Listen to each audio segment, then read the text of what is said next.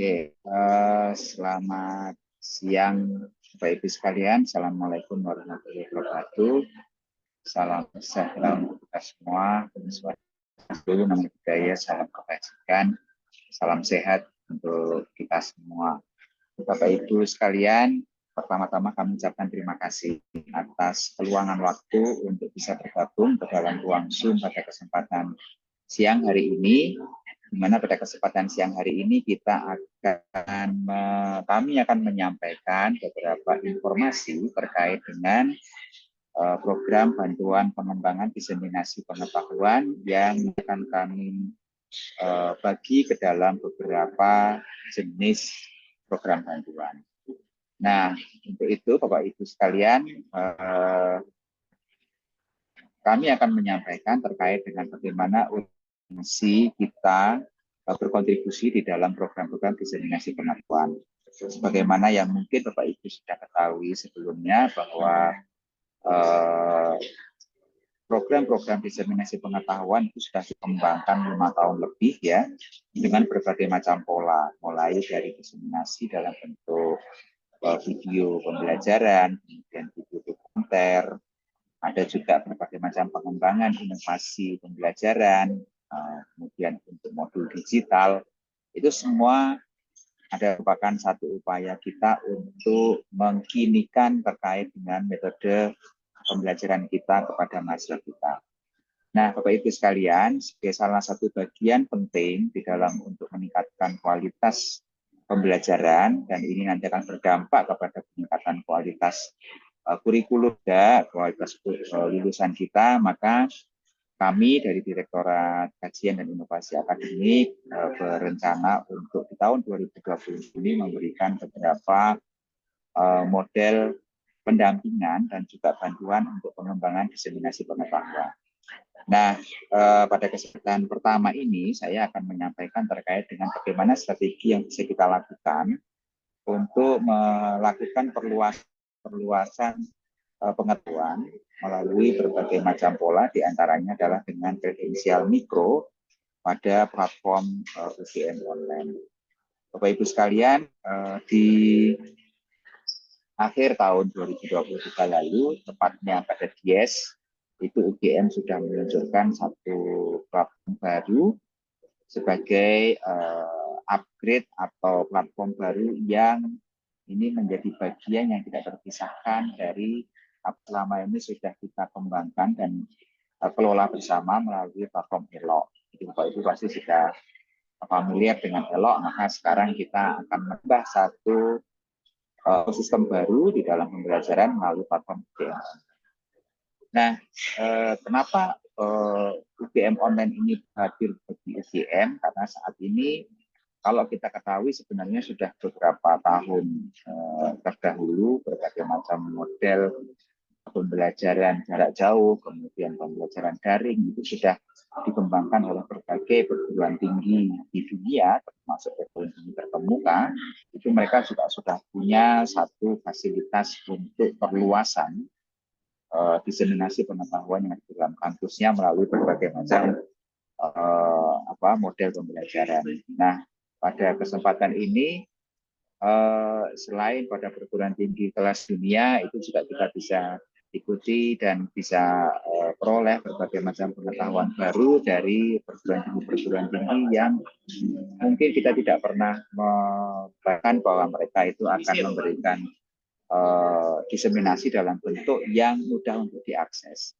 Nah, bahkan termasuk beberapa perguruan tinggi tidak hanya di Eropa, Amerika, tapi juga di Asia dan juga di belahan dunia yang lain, itu juga menghadirkan diseminasi pengetahuan yang dikembangkan oleh Swiss Akademika kepada masyarakat luas. Nah, berbagai macam platform pengembangan pembelajaran ini yang tidak bersifat eksklusif. Kalau kita bicara sifat eksklusif, berarti kita berbicara keterbatasan atau pembatasan terhadap akses. Maka kalau di UGM tentunya kita tidak ingin bahwa pengetahuan yang ada di UGM hanya bisa diakses, dinikmati, dan diperoleh oleh mereka yang terafiliasi dengan UGM saja. misalnya menjadi mahasiswa atau dosen rendik gitu ya. Tapi tentunya kita ingin bahwa pengetahuan di UGM itu bisa diperluas ke publik dengan berbagai macam cara termasuk pemanfaatan teknologi. Nah, di Indonesia sendiri sebenarnya beberapa perguruan tinggi terkemuka seperti UI, mereka juga sudah punya platform pembelajaran terbuka, ya. Kemudian juga di Unpad, mereka pun juga sudah mengembangkan juga, dan banyak lagi perguruan tinggi yang di Indonesia itu juga melakukan pengembangan hal yang serupa. Nah, Bapak Ibu sekalian, tadi sebelum acara mulai, Bapak Ibu menyaksikan teaser dari UGM Online. Di sini kami ingin menyampaikan lebih dalam tentang bagaimana posisi UGM Online itu dan apa yang bisa kita kontribusikan untuk perluasan diseminasi pengetahuan. Sebelum menuju ke sana, Bapak Ibu sekalian, ini kami sampaikan bahwa mungkin ini tidak perlu membuat Bapak Ibu bingung ya, bahwa sekarang di UGM kok ada banyak sekali platform. Kalau selama ini di masing-masing fakultas sekolah ataupun unit kerja itu sudah ada platform untuk learning management system, dan di tingkat universitas kita juga sudah punya LMS Elo yang saat ini sudah mencapai 13.000 lebih mata kuliah yang disajikan di platform Elo ini.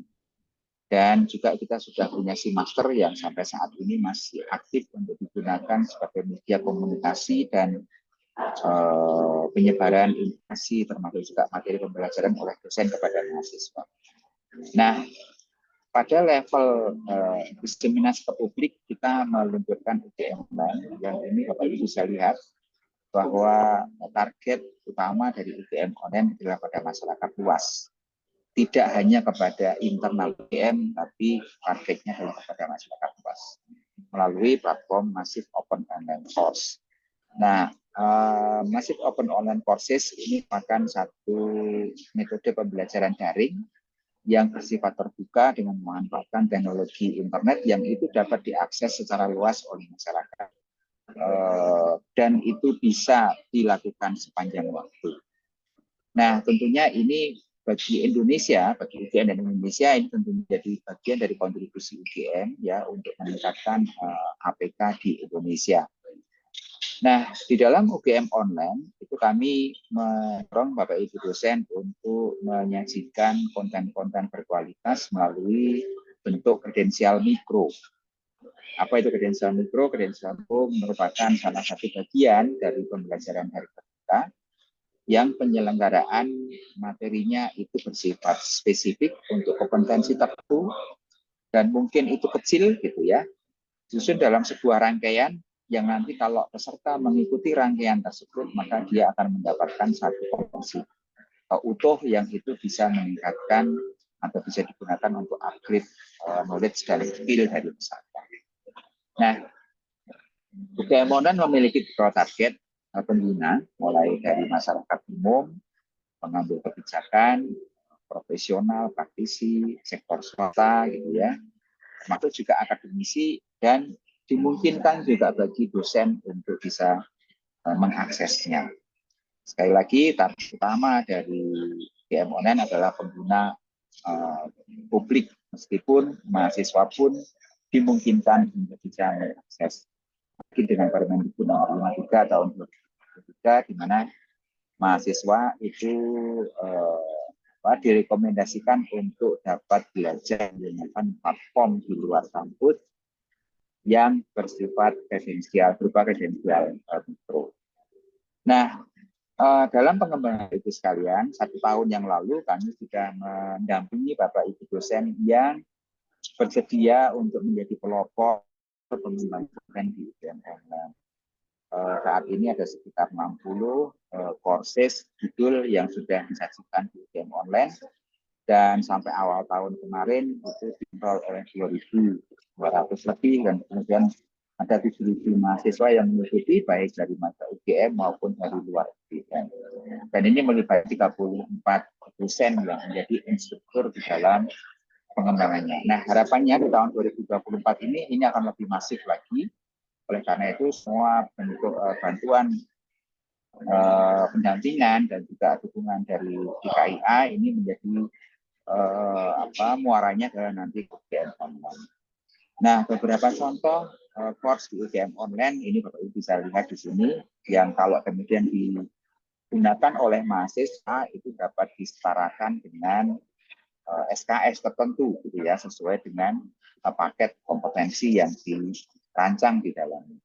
Nah, hal yang menarik adalah bahwa setiap course ini memang sengaja karena kepada umum, maka dirancang ini menjadi bagian monetisasi pengetahuan yang dimiliki Bapak Ibu sekalian untuk dijual kepada masyarakat luas. Dalam beberapa survei, termasuk kepada survei Kagama, itu kami mendapatkan informasi bahwa memang ada satu kebutuhan mereka untuk belajar kembali dengan UGM secara non-degree dan itu bersifat fleksibel. Nah, oleh karena itu ini menguatkan kenapa kita UGM online ini perlu untuk segera di risk ya. Nah, beberapa paket-paket kompetensi khusus yang sudah dikembangkan oleh UGM kemudian dijadikan paket bundle seperti ini ya. Ini di dalam UGM online Bapak Ibu sekalian ada dua tipe yang bisa dilakukan dalam pengembangan konten. Yang pertama adalah konten itu berasal dari mata kuliah. Jadi dari mata kuliah Bapak Ibu kemudian dikemas ulang, dipotong-potong menjadi bagian yang lebih kecil-kecil, kemudian disajikan di dalam bentuk kredensial mikro dan ditawarkan kepada publik. Nah, salah satu contoh misalnya dari Pak Timur dari DTP, ini satu mata kuliah beliau, kemudian setelah dilihat bisa dikemas menjadi 3 bagian atau tiga course. Yang 3 course ini kalau kemudian diikuti secara bersamaan atau berkelanjutan, maka masyarakat umum itu mereka harus membayar 1 juta. Dan dalam masa promosi ini di bulan Maret ini ada potongan harga khusus bagi pengguna. Nah, juga beberapa yang kedua adalah course yang dikembangkan bukan berasal dari mata kuliah, tapi berasal dari kompetensi, skills atau profesionalisme tertentu seorang dosen. Jadi belum tentu bahwa course yang di UGM online itu selalu identik dengan mata kuliah, tapi dia bisa menjadi satu kebutuhan course yang bersifat umum maupun khusus yang itu dibutuhkan oleh masyarakat luas. Dan ini yang kemudian kami tawarkan kepada publik.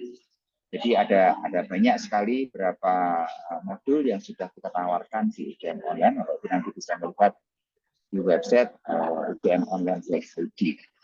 Nah, sebagai contoh misalnya dari literasi kesehatan itulah yang kemudian dari UGM online kemudian kami ambil, kemudian kita pindahkan ke ELOK untuk bisa ambil mahasiswa UGM secara gratis.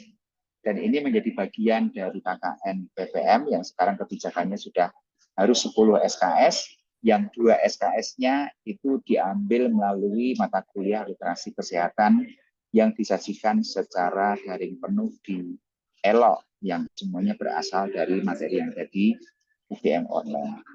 Nah, kemudian banyak yang bertanya, bagaimana ini kalau kita dosen itu kesibukan yang super itu masih harus ikut berkontribusi untuk mengembangkan UGM online melalui konten-kontennya. Nah, Bapak Ibu sekarang kita punya solusi yang sangat menyenangkan dan jitu ya, di mana solusi ini kita memanfaatkan kecerdasan buatan di dalam menyusun kredensial mikro. Jadi saat ini kita sudah menggunakan AI untuk membantu Bapak Ibu sekalian di dalam pengembangan kredensial mikro. Ada 2 skema yang bisa dilakukan oleh Bapak Ibu dosen. Yang skema 1 ini adalah AI itu terintegrasi dengan materi yang dikembangkan Bapak Ibu sekalian. Jadi Bapak Ibu sekalian itu tinggal kan pasti memiliki PPT kembangkan course-nya dari mata kuliah, maka Bapak Ibu pasti punya mata kuliah yang kayaknya ini menarik ini kalau kemudian saya tawarkan ke masyarakat luas. Nah, dari PPT itu kemudian bisa kita lakukan kurasi untuk kita bisa bikin dalam sebuah paket kecil-kecil kalau kemudian disajikan dalam bentuk video itu durasinya bisa kurang dari 15 menit misalnya. Kemudian waktu itu melakukan rekaman video, dan dari hasil rekaman video itu kemudian kita minta bantuan AI untuk melakukan pekerjaan lanjutan. Apa itu pekerjaan lanjutan? Mulai dari buat deskripsi dari materi itu, kemudian memberikan referensi atau bahan sumber belajar yang lain, sampai pada membuat kuis. Ya, jadi dengan AI kita sangat terbantukan, dan dari hasil praktek kami selama ini menggunakan AI untuk membuat kuis misalnya, itu akurasi bukan akurasi ya, tapi keterpuasan dari dosen dengan jenis kuisnya, pertanyaan yang disajikan itu bisa mencapai 90% lebih. Artinya apa yang di-create oleh AI itu sesuai dengan apa yang diharapkan oleh pendidik itu. Nah, tipe yang kedua itu adalah semuanya penuh dikerjakan, dibuat oleh AI. Mulai dari pembuatan videonya, bacaan, sampai pada kuis itu dilakukan oleh AI. Terus apa ya peran Bapak Ibu dosen? Peran Bapak Ibu dosen itu adalah sebagai QC atau Quality Control Course, yang itu nanti perlu untuk dilakukan approval dari pengembang course itu, supaya benar ini yang apa yang dimaksud di dalam konten untuk potensial mikronya. Nah, sehingga nanti dengan teknologi ini kita bisa tawarkan kepada masyarakat luas. Dan saat ini kami di KIA juga menyelenggarakan pendampingan dalam penyusunan potensial mikro. Bapak Ibu kalau minat, itu monggo silakan bisa bergabung dengan informasi yang kami sampaikan secara publik kepada Bapak dosen melalui email atau bahkan melalui Instagram yang dikelola oleh DKI. Nah, terus apa yang diperoleh oleh dosen? Biasanya menjadi pertanyaan. Bapak Ibu dosen diminta untuk ikut mengembangkan ini, apa yang diperoleh? Saat ini UGM sedang menyiapkan, sedang menunggu pengesahan SK Rektor tentang game sharing. Di dalam UGM online ada 3 tipe modul yang bisa ditawarkan publik. Yang pertama adalah course public course, ya, itu terbuka untuk umum, siapa aja begitu mengakses dia bisa langsung masuk ke dalamnya. Yang kedua adalah free course, dan yang ketiga adalah berbayar, seperti yang tadi kami sampaikan. Nah, muncul pertanyaan, kapan course saya itu kok dihargai 100.000, kok dihargai 800.000, dan seterusnya. Tentunya ada beberapa parameter yang kami pertimbangkan kalau nanti konten itu sekalian selesai. Yang pertama adalah nilai strategis dari kontennya. Kalau nilai kontennya itu termasuk kekinian, dibutuhkan oleh masyarakat, dan belum banyak ada disediakan oleh pengembang lain, maka tentunya nilainya tinggi. Keterbaruan materi tentu, kemudian siapa yang menyampaikan, ini menjadi bobot tertentu yang harus diberikan apresiasi atas keprofesionalisme dari Bapak Ibu dosen. Termasuk kita juga akan melihat dari kompetitor lain, apakah di tempat lain itu juga sudah serupa atau bahkan sama. Dan kemudian ini disepakati bersama dengan pengembang konten sehingga nanti harga itu bisa ditetapkan. Nah, bagaimana sistem gen sharing-nya? Mohon maaf, apa namanya? PPT-nya agak berubah. Ketika KDL Mikro itu dikembangkan menggunakan berbagai macam skema, misalnya menggunakan dana yang disediakan oleh universitas, termasuk proses produksinya. Maka di sini Bapak Ibu sekalian bisa lihat di sebelah kanan atas ada kotaknya, bagaimana mekanisme gen sharing-nya. Mekanisme gen sharing-nya itu ada satu jasa payment dan pengelolaan platform yang akan kita potongkan dari segi pelanggan yang membayar course yang disajikan Bapak Ibu sekalian, sebesar 15%. Kemudian dari pihak universitas itu mendapat bagian 30%, dan pihak fakultas itu mendapat bagian 5%. Sedangkan Bapak Ibu dosen sebagai pengembang itu mendapatkan 50%. Ini kalau semua proses produksinya difasilitasi oleh fasilitas yang ada di universitas, misalnya di Academic Production House yang dikelola oleh DKIA. Kemudian di sisi lain, Bapak Ibu di fakultas tentunya sudah punya fasilitas ya, studio, termasuk juga dengan peralatannya, bahkan mungkin juga ada timnya, itu maka bisa dilakukan produksinya itu dilakukan di tingkat fakultas. Pembagiannya seperti yang di kolom kanan tengah. Ya, Bapak Ibu dosen, pengembang itu tetap mendapatkan 50%, kemudian fakultas 10% dan universitas 10%. Nah, bagaimana jika kemudian Bapak Ibu, oke saya saya bisa kembangkan sendiri. Saya perlu bantuan sekolah maupun universitas, maka saya bisa produksi sendiri ya karena punya keterampilan dan kemampuan, maka Bapak Ibu bisa membuat sendiri kemudian dipasarkan melalui UGM online. Maka di sini Bapak Ibu sebagai pengembang akan mendapatkan porsi 70% untuk gain sharing. Nah, sebagai simulasi misalnya seperti ini, maaf ini angkanya kacau ini. Misalnya ada satu course dijual dengan harga 100.000, kemudian dalam rentang waktu tertentu, misalnya dalam 3 bulan ternyata ada 1.000 course, ada 1.000 pengguna, ya, 1.000 pengguna dan terjual 1.000 kali diakses oleh peserta.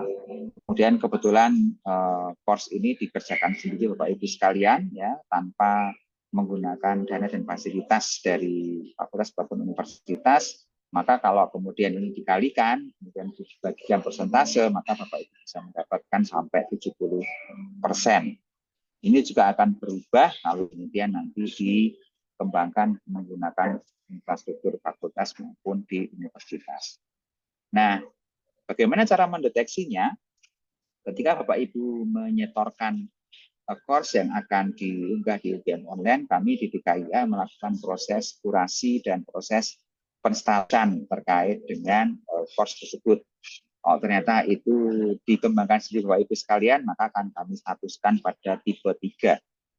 Kemudian dari fakultas ya tipe 2 dan seterusnya. Sehingga nanti secara otomatis sistem finance di Direktorat Keuangan itu nanti akan melakukan pembagian seperti tabel di gain sharing ini. Sehingga nanti setiap akhir bulan Bapak Ibu akan dihitungkan oleh Direktorat Keuangan berapa potensi penjualan, berapa hasil penjualan yang sudah diperoleh di dalam setiap bulannya. Ya, sehingga ini bisa menjadi bagian menambah uang jajan bagi Bapak Ibu sekalian. Nah, apakah semuanya harus dikerjakan sendiri? Tentunya tidak, Bapak Ibu sekalian. Saat ini sejak tahun lalu bahkan beberapa tahun sebelumnya kami sudah melakukan berbagai macam pendampingan dan penyiapan SDM, dan pada bulan Januari yang lalu kami sudah menyurati kepada Bapak Ibu Dekan. Kami sampaikan bahwa di tahun lalu kami sudah melakukan serial pendampingan dan pelatihan kepada Bapak Ibu Tendik untuk bisa menjadi tim pendukung produksi video pembelajaran yang termasuk juga bisa digunakan untuk UGM online.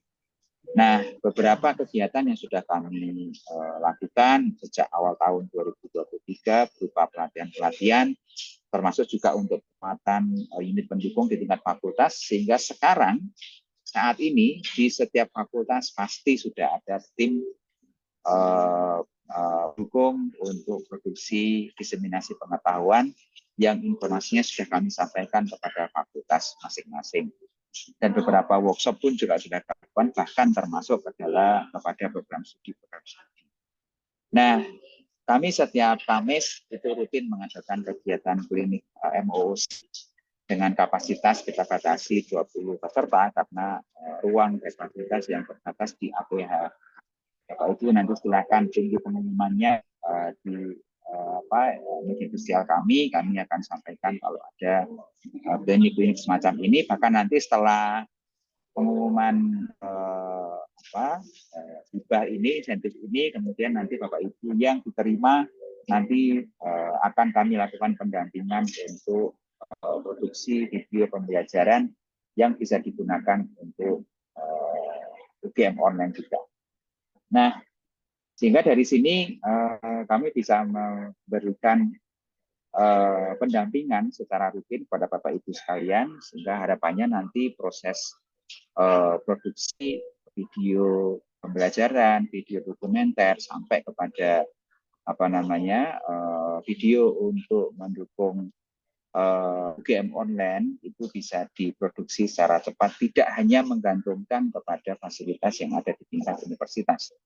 Karena di masing-masing fakultas ini sudah, termasuk juga saat ini semua fakultas kan sudah memiliki target capaian kinerja tahunan di fakultas yang berkontrak antara dekan dengan rektor. Karena di dalamnya itu sudah ada mandat untuk ikut mengembangkan kanal pengetahuan di masing-masing fakultas. Nah, tentunya dengan infrastruktur yang saat ini dimiliki di masing-masing unit, ini harapannya bisa berkontribusi banyak untuk bisa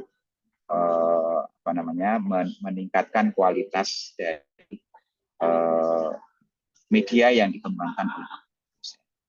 Nah, berikutnya Bapak Ibu sekalian, mohon izin kami sampaikan terkait dengan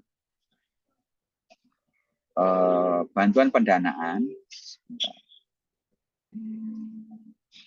Ini sudah tertampil ya? Sampun, Bapak. Oke. Nah, bagian yang pertama Bapak Ibu sekalian, tahun ini kami akan mulai, mohon maaf ini tahunnya masih 2023 ya, maksudnya 2024 ya. Nah, bantuan pendanaan pengembangan course dan credit earning untuk program studi pasca sarjana. Bantuan ini kami khususkan kepada program studi pasca sarjana. Kenapa? Karena kami melihat bahwa prodi pasca sarjana itu memiliki keluasan untuk bisa dipasarkan ke masyarakat luas. Apalagi saat ini kan mayoritas misalnya ini akan bisa digunakan untuk para alumni GM ya, para anggota Kagama. Itu mereka butuh sekali berbagai macam model pengetahuan, upgrade keterampilan yang mereka inginkan dari UGM. Nah, sehingga harapannya kami ingin Bapak Ibu membuat satu paket modul untuk pengembangan course yang berasal dari mata kuliah yang disajikan di dalam program studi. Nah, saat ini tahun ini kami hanya sanggup menyediakan mengalokasikan 15 paket dengan masing-masing paket itu maksimal 50 juta rupiah.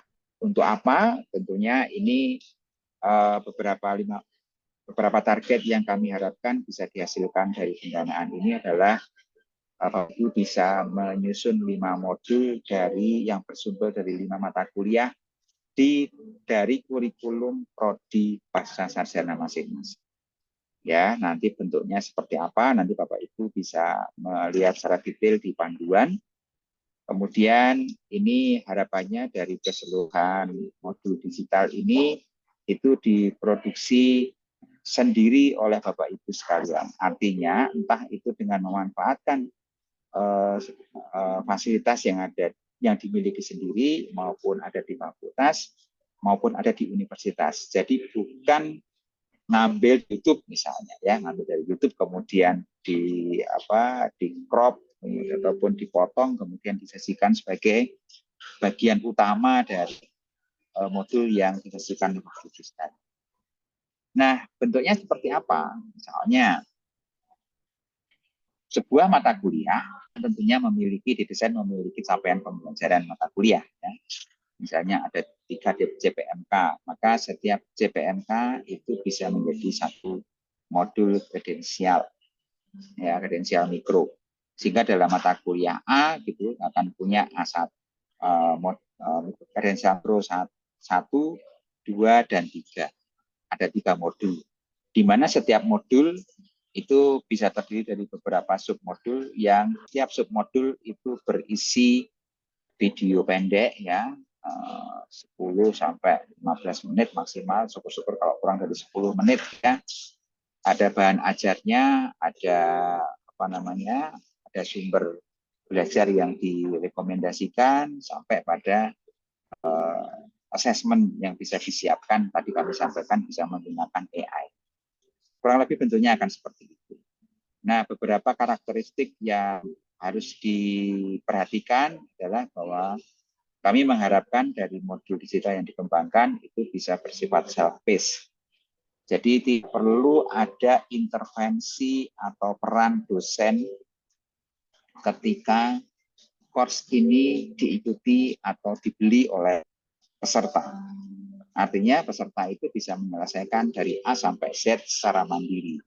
Sehingga tadi kalau kami ilustrasikan beli oleh 1.000 peserta, tidak perlu Bapak Ibu kemudian berkomunikasi langsung mengajar kepada 1.000 peserta itu. Ya. Biarkan itu diselesaikan melalui platform UGM online.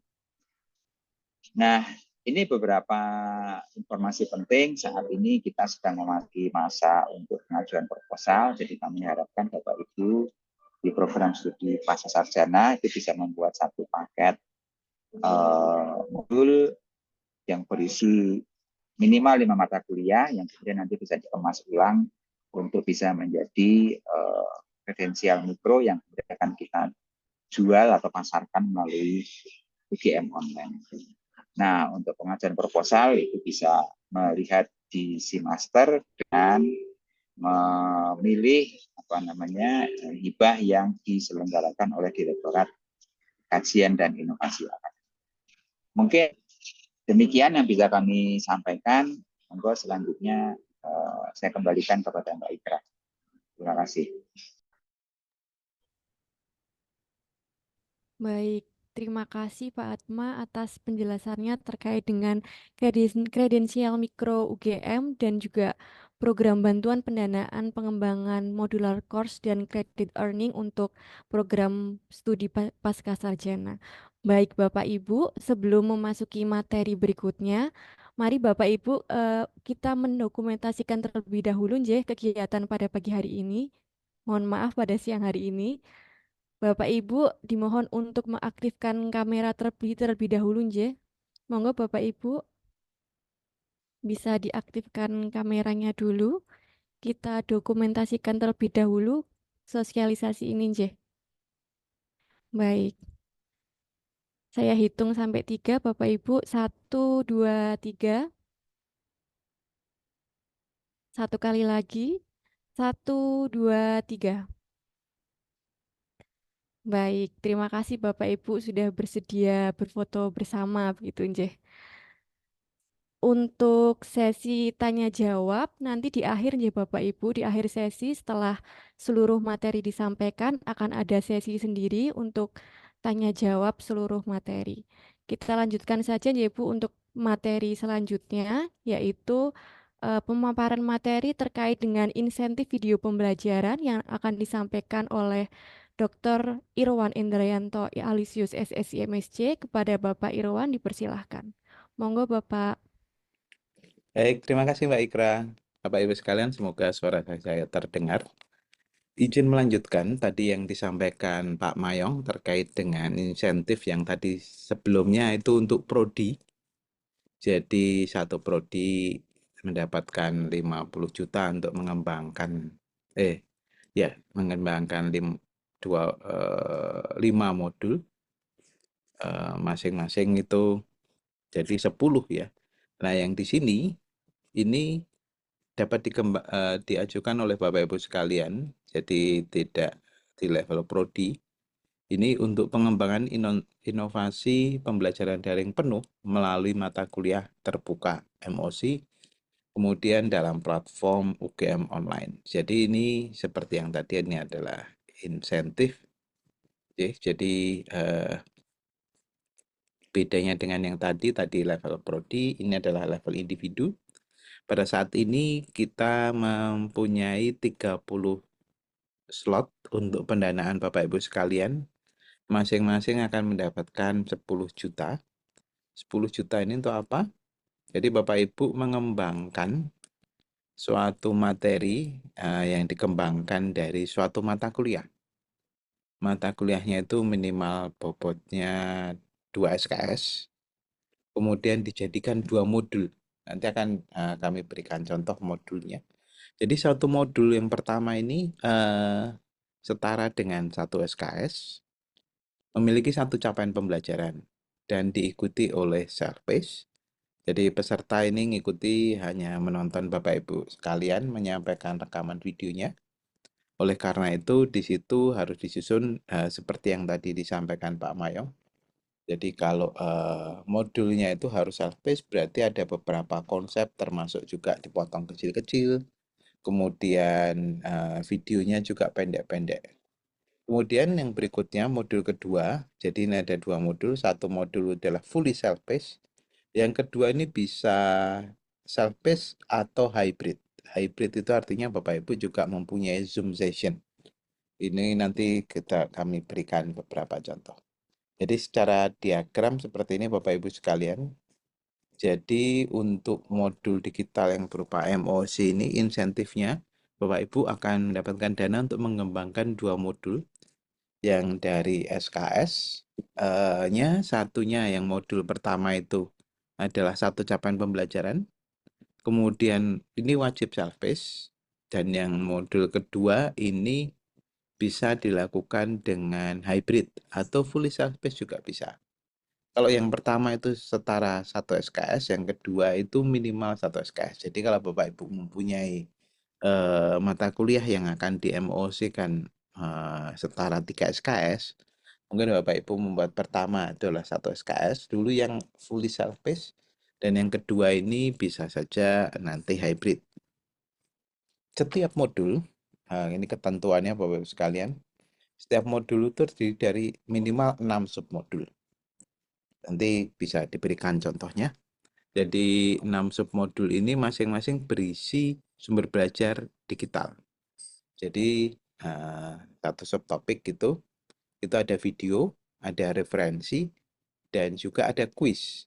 Jadi modul digital itu di sini misalkan tadi satu modul pertama ini ya Bapak Ibu sekalian, yang setara 1 SKS ini, 1 capaian pembelajaran dibagi menjadi minimal 6. Kebetulan saya dari matematika, mungkin Bapak Ibu bisa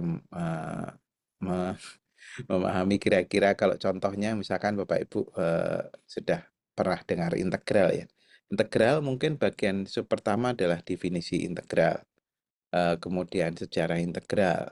Jadi di bagian konsep dasar nanti akan ada modul itu, ada definisi integral, kemudian sejarah integral, ada definite integral, ada integral tak tentunya sebagai antiderivatif dan segala macamnya. Jadi itu menjadi submodul kecil-kecil yang dipecah-pecah, dan masing-masing tadi ada isinya itu berupa video-video, kemudian ada juga di situ diisi dengan bacaan. Jadi modul Bapak Ibu PDF, kemudian juga ada kuis-kuis. Jadi ini kelengkapannya ada 3 ya. Selain video, Bapak Ibu juga ada bacaan, modul, dan juga ada assessment-nya. Ini yang tadi saya sampaikan bahwa modulnya itu minimal 6 dan setiap modul ada deskripsi, capaian pembelajaran, ada video pembelajaran yang dipotong kecil-kecil. Misalkan tadi satu submodul itu sebenarnya kalau Bapak Ibu membuat satu video panjang itu menjadi bisa jadi 1 jam.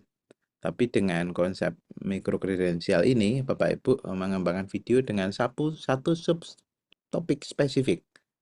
Jadi bisa jadi subtopik spesifik ya, karena durasinya lebih baik itu di bawah 10 menit. Kemudian ada naskahnya, transkrip. Ini juga bisa dibantu AI. Nanti kalau Bapak Ibu mengajukan, nanti ada pelatihan kalau Bapak Ibu yang bagaimana menggunakan AI untuk membuat transkrip. Kalau Bapak Ibu belum mempunyai transkrip, sudah banyak video sebelumnya mungkin tapi belum punya transkrip, dan kemudian mau dibikin ulang. Nah, ini ditranskripkan dulu kemudian dipotong-potong. Nah, ini juga bisa dibantu AI nanti seperti yang disampaikan Pak Mayong tadi. Kemudian nanti ada transkripnya itu bagaimana muncul di video kita, ada teks penjelasannya. Baik, itu jadi ada video, ada transkrip, kemudian transkripnya itu bisa dimunculkan di videonya. Selanjutnya ada bahan ajarnya. Bahan ajar bisa berupa modul Bapak Ibu sekalian, bisa 1 atau beberapa file. Kemudian referensi link-link ke jurnal Bapak Ibu sekiranya ada. Kemudian juga bisa jadi ke website-website Bapak Ibu sekalian yang Bapak Ibu rasa itu bermanfaat. Dan yang terakhir, dilengkapi dengan assessment. Jadi ini setiap modul itu mempunyai capaian pembelajaran yang spesifik dan makanya itu disebut sebagai mikrokredensial tadi yang disampaikan Pak Mayong. Kemudian ini ada evaluasinya.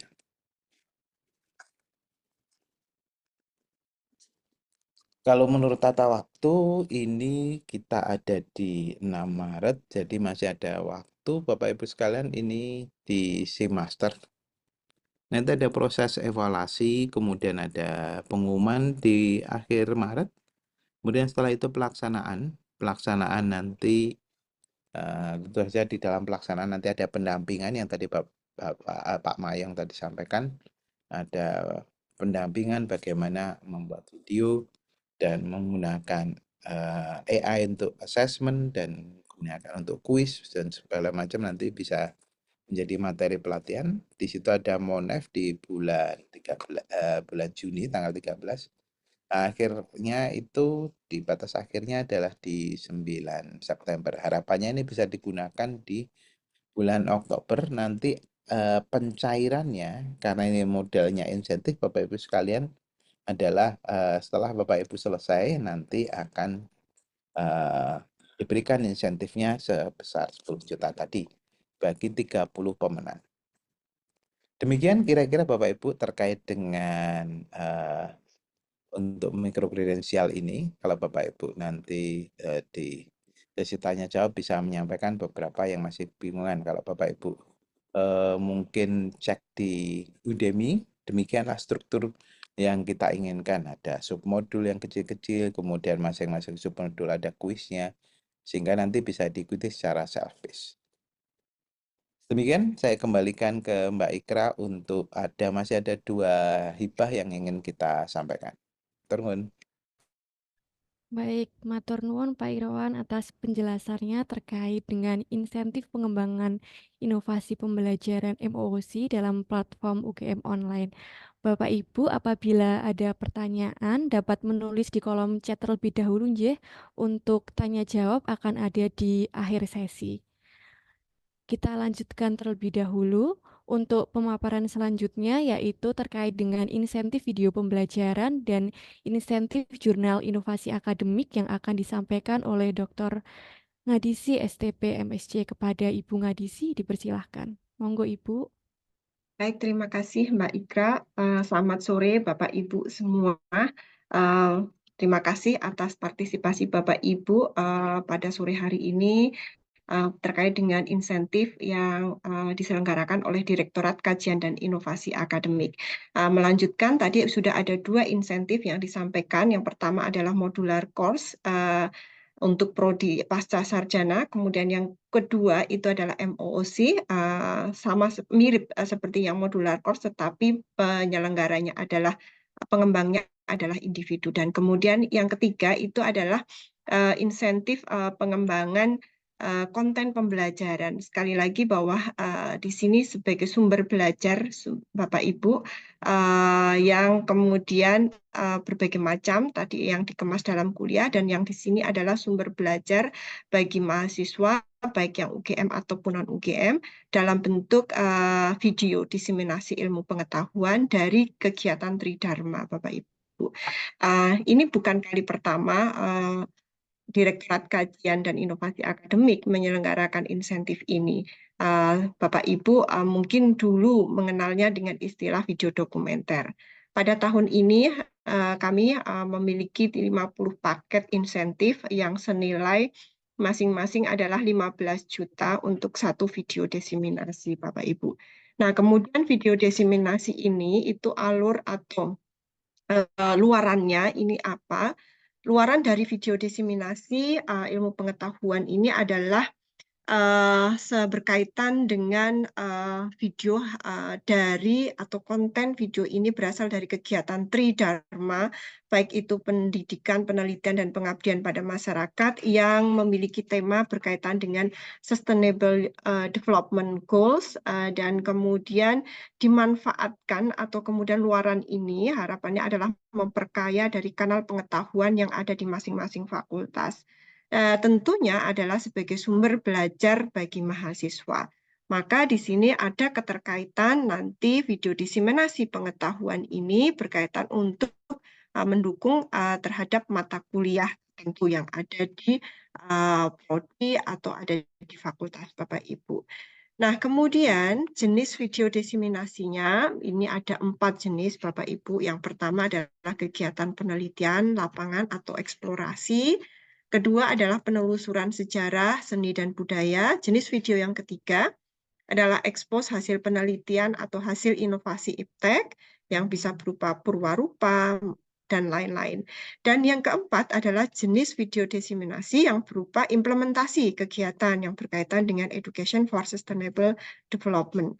Bapak Ibu di dalam kegiatan pengabdian masyarakat, Bapak Ibu juga ada di sana yang berkaitan dengan ESD, ya Bapak Ibu, Education for Sustainable Development, dan kemudian ada yang berkaitan dengan iptek, inovasi iptek, ini juga yang TTG.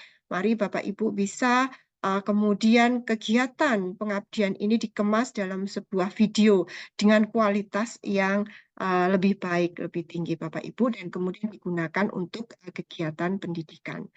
Nah, kemudian Bapak Ibu, tahun ini untuk skema pengajuannya ini berbeda dengan tahun sebelumnya.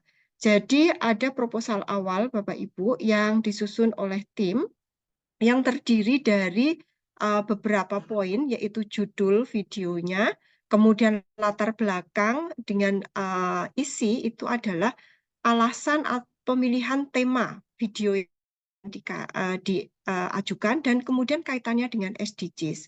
Kemudian berikutnya adalah rasional dan relevansi video diseminasi ini adalah kaitannya dengan mata kuliah yang ada di prodi Bapak Ibu.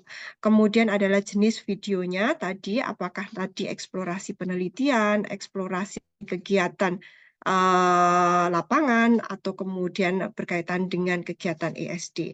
Kemudian berikutnya adalah target penggunanya, dijelaskan di situ terkait dengan mahasiswa dari sebuah mata kuliah, kemudian atau mahasiswa yang non UGM pun ini adalah menjadi target masyarakat umum. Rincian peralatan yang digunakan, kemudian tata waktu, media untuk publikasi, video diseminasi, tentunya di sini adalah kanal pengetahuan. Kemudian berikutnya adalah detail script atau storyline atau skenario dari usulan video diseminasi yang akan Bapak Ibu usulkan. Dan terakhir yang mungkin berbeda dari usulan sebelumnya, di dalam proposal awal ini Bapak Ibu mencantumkan link video presentasi mengenai konsep yang Bapak Ibu usulkan. Dari judul sampai kemudian skrip atau storyline ini, Bapak Ibu presentasikan yang kemudian direkam dan kemudian rekaman tersebut linknya dicantumkan di dalam proposal awal ini, Bapak Ibu. Nah, kemudian contoh dari video presentasi konsep ini seperti apa, sudah kami cantumkan di dalam KAK atau di dalam SIMaster panduannya, Bapak Ibu bisa melihat di lampiran contoh video presentasinya itu seperti apa.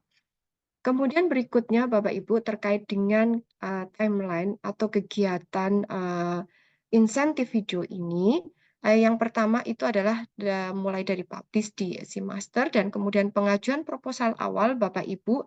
Monggo ini belum disertai dengan pengesahan, masih tadi isinya adalah judul, kemudian target, kemudian skrip, storyline. Di dalam presentasi ini Bapak Ibu lebih mengulik lagi, lebih menampilkan adalah mengenai storyline-nya, itu 23 Februari sampai dengan 11 Maret 2024. Nah, kemudian pitching proposal oleh tim penilai itu adalah dari video presentasi yang telah Bapak Ibu buat dan kemudian linknya dicantumkan di dalam proposal. Inilah yang kami gunakan sebagai dasar pitching proposal. Kemudian selanjutnya adalah pengumuman calon penerima insentif Bapak Ibu. Seperti disampaikan oleh Pak Irwan, karena ini bersifat insentif, maka pencairannya itu diberikan apabila produk dari kegiatan ini telah selesai. Sampai kemudian pengumpulan proposal lengkap, Bapak Ibu kalau sudah dinyatakan sebagai calon penerima, maka Bapak Ibu melengkapi proposal lengkapnya yang ada di situ sesuai dengan panduan, ada mulai dari halaman identitas, halaman pengesahan, kemudian proposalnya yang dilengkapi, kemudian baru diupload sampai dengan 31 Maret. Kemudian pelaksanaan kegiatan kami buat dari 1 April dan kemudian ada monitoring dan pendampingan yang diberikan oleh DKIA. Kemudian ada batas pengumpulan hasil video diseminasi adalah 23 September, Bapak Ibu, dan diharapkan proses pencairan insentif ini bisa tepat waktu, yaitu di Oktober 2024. Berkaitan dengan detail dari insentif video diseminasi dapat Bapak Ibu unduh di Simaster, ya Bapak Ibu, di situ ada panduannya dan kemudian ada template yang bisa Bapak Ibu ikuti terkait dengan proposal awal dan video presentasi konsepnya ini tadi. Ya, ini Bapak Ibu untuk terkait dengan video diseminasi. Kemudian satu lagi untuk kemudian kita bisa diskusi lebih banyak ya Bapak Ibu, terkait dengan satu lagi insentif yang diberikan oleh Direktorat Kajian dan Inovasi Akademik atau DKIA, yang berupa insentif jurnal inovasi akademik. Nah, mungkin bagi Bapak Ibu banyak yang belum mengetahui bahwa saat ini UGM telah memiliki satu jurnal lagi. Kalau kita sudah punya jurnal yang penelitian, jurnal pengabdian masyarakat, di sini ada jurnal yang berkaitan dengan kegiatan pendidikan dan pengajaran yang kita sebut sebagai jurnal inovasi akademik atau yang sering kita sebut karena ini lahirnya pada saat pandemi kita sebut sebagai Sinovac ya Bapak Ibu. Nah, kemudian Sinovac ini sudah tercantum atau sudah ada di dalam online jurnal sistem UGM dengan alamat seperti ini dan ini adalah tampilannya Bapak Ibu. Kemudian jurnal inovasi akademik ini publish 2 kali dalam 1 tahun yaitu di bulan Juni dan di bulan Desember. Saat ini memang jurnal inovasi akademik ini belum terdaftar di Sinta, namun dalam proses ya Bapak Ibu karena baru 1 kali publish di tahun 2023. Kemudian sebenarnya jurnal inovasi akademik ini adalah sebagai wadah penyebaran ide kreatif dan juga penelitian terkait dengan transformasi pendidikan yang dilaksanakan oleh Bapak Ibu dosen, kemudian prodi, peneliti, bahkan guru, dan kemudian juga oleh praktisi. Nah, kemudian di dalam jurnal ini itu bukan hanya mempublish sebuah makalah hasil penelitian, tetapi juga sebuah review artikel, kemudian juga sebagai sebuah studi kasus terkait dengan penerapan sebuah kurikulum, terkait dengan penerapan metode pembelajaran, ataupun sebuah evaluasi pembelajaran, ataupun sebuah kebijakan pendidikan. Kemudian ini adalah kami rumuskan di dalam fokus dan skop dari jurnal inovasi. Ada 5 ya Bapak Ibu, kebijakan pendidikan, pengembangan kurikulum, metode pembelajaran, penilaian evaluasi, inovasi, program MBKM. Nah, kemudian untuk pengajuan atau Bapak Ibu mekanisme dari insentif jurnal inovasi akademik ini Bapak Ibu tentunya itu adalah mengikuti tata aturan sebagai berikut bahwa besaran insentifnya yang diberikan itu adalah Rp1.000.000 per naskah dan kemudian ditransfer ke nomor rekening pengusul naskah, dalam hal ini adalah Bapak Ibu dosen, kemudian seleksi atau proses pencairan ini akan diberikan dimulai bulan Juni dan juga Desember 2024 sampai kemudian kuota terpenuhi. Kemudian syarat pengusul adalah Bapak Ibu dosen PNS dan non PNS tetap SK Direktur UGM berstatus aktif dan tercatat di dalam Simaster HRIS UGM. Kemudian yang kedua tentunya adalah Bapak Ibu mengajukan naskah yang telah terbit di Jurnal Inovasi Akademik. Jadi insentif ini bagi Bapak Ibu yang telah menerbitkan naskah di Jurnal Inovasi Akademik UGM. Kemudian naskah yang diajukan tentunya belum pernah mendapatkan insentif di jurnal UGM. Kemudian pengusul bisa mengajukan lebih, misalnya Bapak Ibu ada 2 naskah yang dimuat dalam satu edisi atau mungkin dalam 2 edisi dalam tahun yang sama, maka Bapak Ibu bisa mengajukannya. Kemudian prosedur teknisnya pengusulan insentif ini, Bapak Ibu pengusul ini tadi di dalam publish paper-nya bisa melihat di website-nya Jurnal Inovasi Akademik mengenai template-nya. Kemudian Bapak Ibu dosen itu adalah wajib mencantumkan UGM sebagai afiliasi, dan kemudian di Jurnal Inovasi Akademik ini tadi bisa publish dalam beberapa bahasa, ada bahasa Indonesia, bahasa Inggris, dan bahasa lainnya. Dan kemudian insentif ini diberikan kalau Bapak Ibu sudah publish di jurnal inovasi. Accepted masih belum bisa ya Bapak Ibu, sehingga sudah publish. Kemudian adapun timeline dari jurnal inovasi akademik untuk edisi bulan Juni, ini sudah mulai call for paper ya Bapak Ibu. Kami sudah blasting ke email Bapak Ibu dosen terkait dengan invitation untuk berpartisipasi sebagai autor di Jurnal Inovasi Akademik. Nah, kemudian untuk yang bulan Desember itu juga nanti ada call for paper-nya dengan periode 1 Juli sampai dengan 30 September. Nah, untuk lebih detailnya Bapak Ibu, sebenarnya isi dari makalah yang diterbitkan dalam Jurnal Inovasi Akademik itu seperti apa? Silahkan Bapak Ibu bisa mengunjungi website yang ada di dalam slide ini. Jadi UGM ID Genova. Demikian Bapak Ibu terkait dengan paparan program insentif atau bantuan dari Direktorat Kajian dan Inovasi Akademik, ada 4. Selanjutnya adalah sesi diskusi. Waktu saya kembalikan lagi pada Mbak Ikra. Baik, terima kasih Ibu Ngadisi atas penjelasannya mengenai insentif video diseminasi ilmu pengetahuan dan insentif Sinovac. Selanjutnya Bapak Ibu yaitu sesi tanya jawab. Monggo Bapak Ibu apabila ada yang ditanyakan dapat bertanya pada sesi ini. Silahkan Bapak Ibu.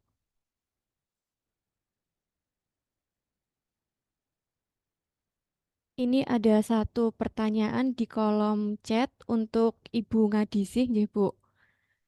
Dari Ibu Fatima Putri, yang pertama yaitu untuk ketua kelompok proposal video insentif apakah harus lektor atau tidak ada jabfung khusus. Kemudian yang kedua, untuk proposal awal belum memerlukan tanda tangan dekan. Baik, monggo Bu Asih.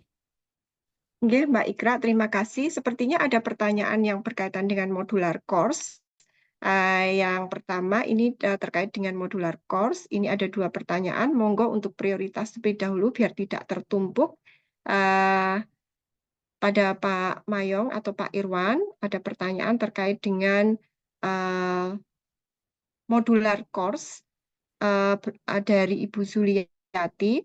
Apakah di sini modular course itu berarti dari awal sampai assessment?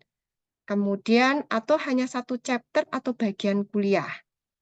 Monggo silahkan Pak Mayong atau Pak Irwan. Mohon izin menjawab ini.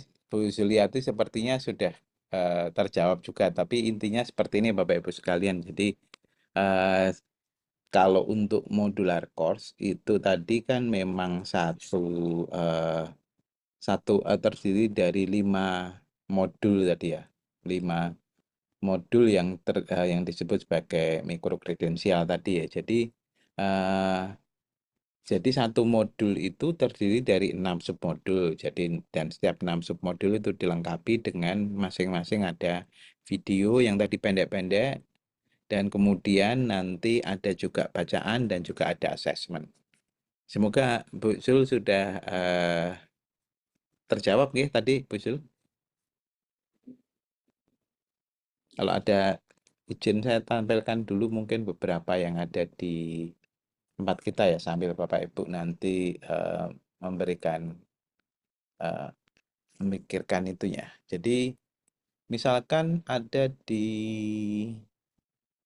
yang kebuka saja ya.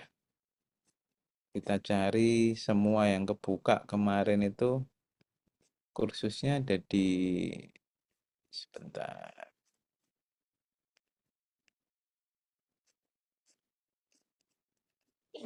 Jadi Bapak Ibu, misalkan ini nanti di setiap ya ini ya ada satu digital government.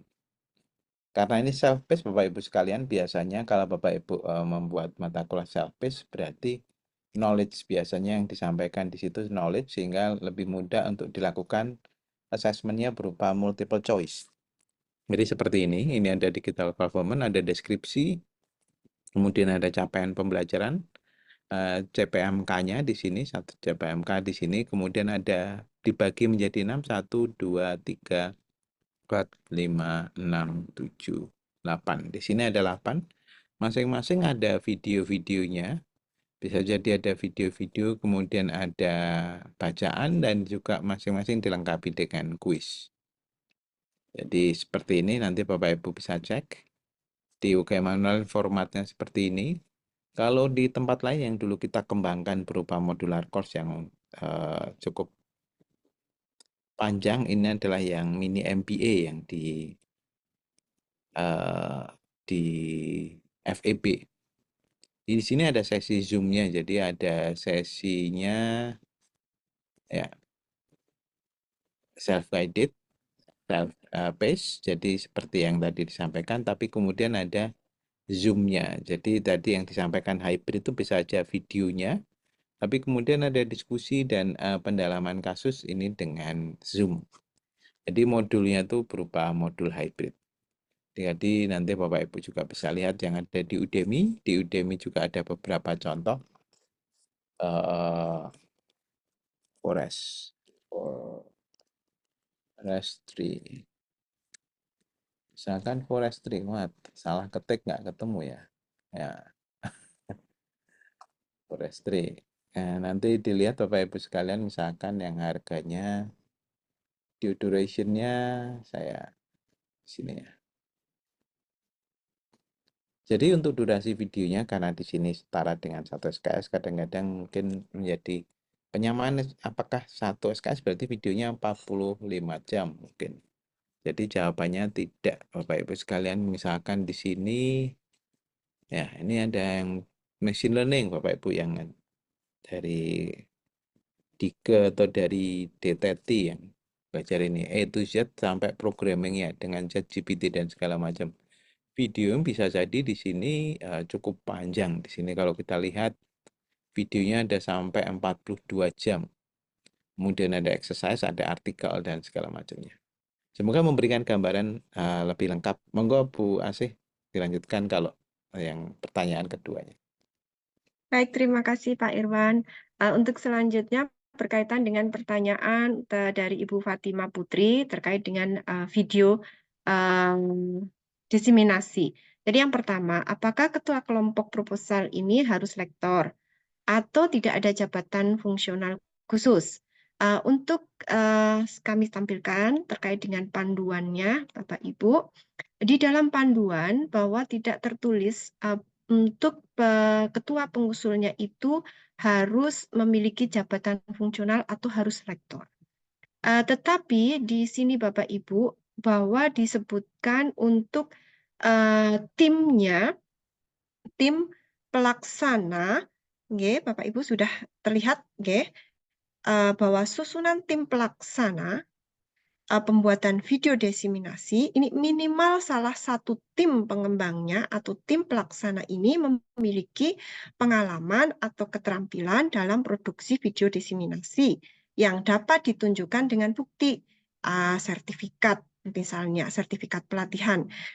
Artinya Bapak Ibu biasanya tim media, fakultas, atau tim video yang telah mengikuti di tahun sebelumnya itu pernah mengikuti kegiatan pelatihan produksi video di Academic Production House atau yang diselenggarakan oleh DKIA.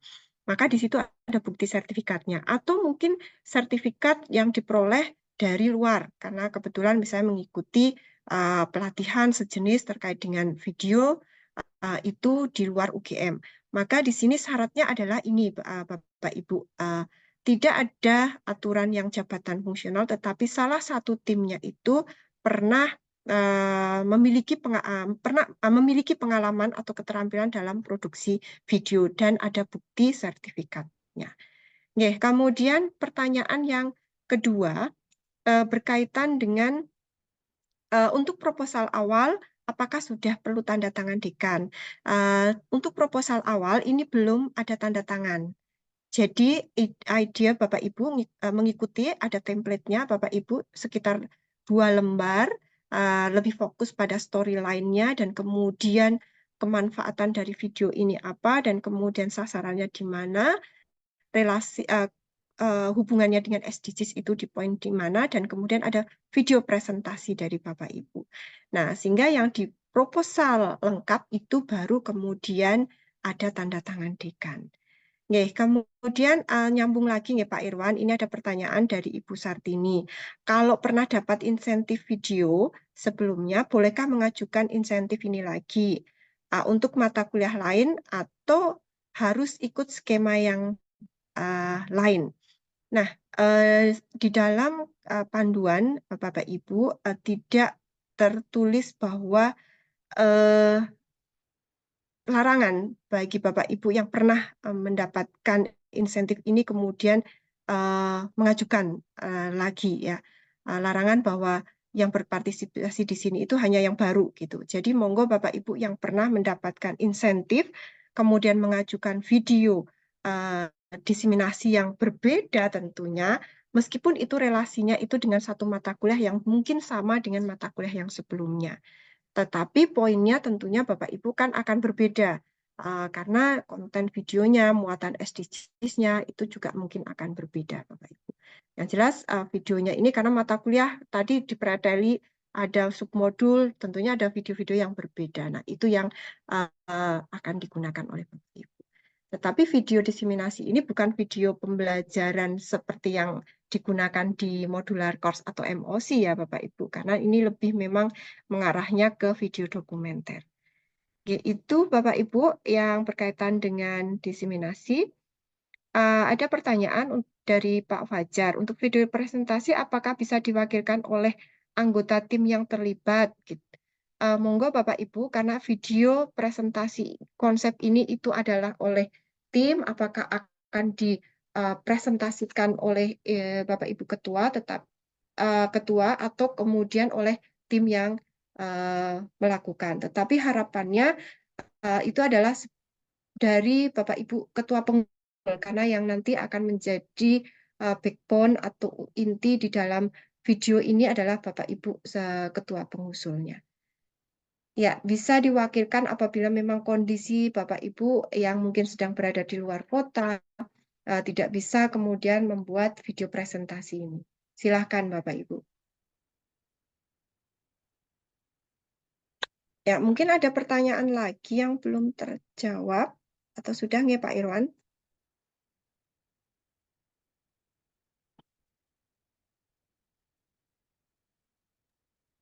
Waktu saya kembalikan ke Mbak Ikra. Yeah. Monggo Bapak Ibu apabila ada yang masih ingin ditanyakan. Apakah masih ada yang ditanyakan Bapak Ibu? Sepertinya ini sudah tidak ada yang bertanya nggih Pak Irwan Bu Asih. Ya, sepertinya sudah cukup jelas ya. Baik Bapak Ibu, apabila sudah tidak ada yang ditanyakan, saya akhiri sesi. Oh bukan pertanyaan. Ya, saya. Oh ya, ini ada titipan dari panitia. Bapak Ibu sebelum keluar dari Zoom mohon untuk presensi terlebih dahulu, nggih. Untuk link presensi ada di kolom chat. http://ugm.id presensi sosialisasi DKIA 2024. Mohon waktunya sebentar untuk presensi terlebih dahulu, nggih Bapak Ibu. Untuk materinya terdapat di form presensi yang ada di link kolom chat nih Bapak Ibu. Bapak Ibu dapat mengunggah pada folder link kolom chat. Silahkan dapat diunggah Bapak Ibu.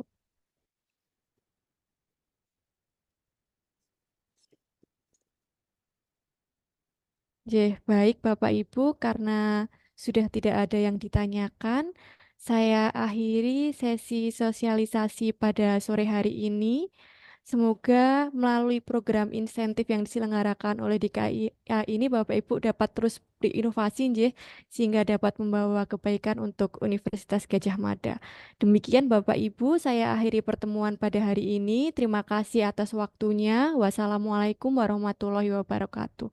Terima kasih Bapak Ibu. Terima kasih Bapak Ibu, kita tunggu Terima kasih Bapak Ibu, kami tunggu usulan dari Bapak Ibu. 10 hari ya. Long weekend menyusun proposal Bapak Ibu.